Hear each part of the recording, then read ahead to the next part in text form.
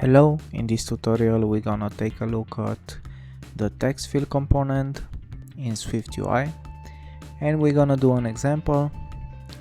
So let's get started. Let's wrap this inside the navigation view. This is not necessary, but I want to make it look prettier. So navigation view, and also wrap this into a form. You're gonna see what I want to do in a few seconds, or actually now the preview re-rendered.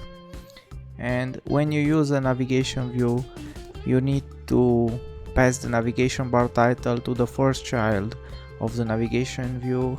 In our case is the form, so dot navigation bar title. You need to pass here a text view and the name. The title will be text field example. As you can see, we have the navigation bar title. We're gonna use this text, so we won't delete it. Let's add the text field component, and as you can see in the initializers, you can pass a bunch of props to the text field. So the text, a placeholder, callback, a function that is on edit change, and on commit. We won't use all of that. We're gonna use only the binding.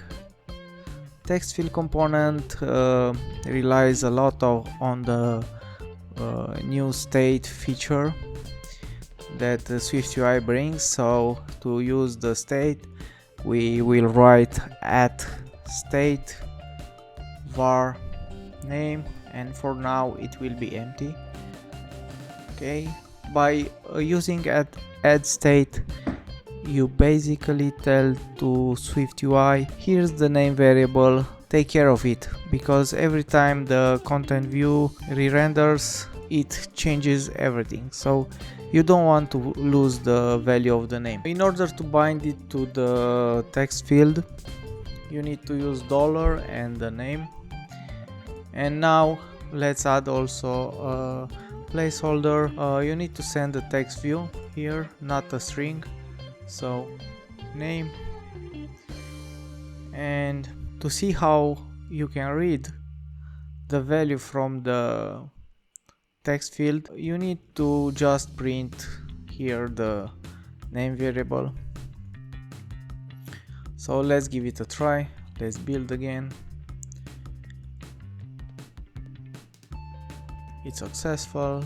Let's hit here, try again. Looks great. But if you use the preview, it won't work. You won't be able to type inside the text field. So for this, only for this time, we're gonna use the simulator command there to rebuild. And here it is, our simple and beautiful app. And now I will write Andre, and you can see the text view below. It displays hello Andre. So this is how you use the text field, and this is how you can read the value from the text field. This is it. Thank you, and see you at the next tutorial.